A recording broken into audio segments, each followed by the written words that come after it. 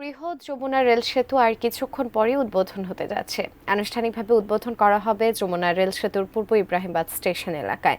সেখান থেকে বিস্তারিত জানিয়েছেন টাঙ্গাইল প্রতিনিধি নওশাদ রানা সানভি। কিছুক্ষণ পরেই উদ্বোধন হতে যাচ্ছে বাংলাদেশের সবথেকে বড় ও আধুনিক রেল সেতু।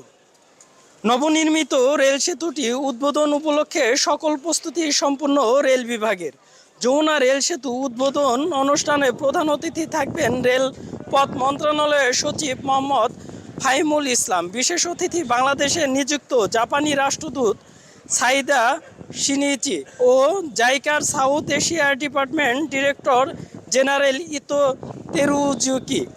আজ সকাল 11টা 20 মিনিটে টাঙ্গাইল অংশ যমুনা রেল সেতুর পূর্ব ইব্রাহিমাবাদ স্টেশন থেকে সিরাজগঞ্জ পশ্চিম প্রান্তে সায়দাবাদ রেল স্টেশন পর্যন্ত উদ্বোধন ট্রেনটি যাবে।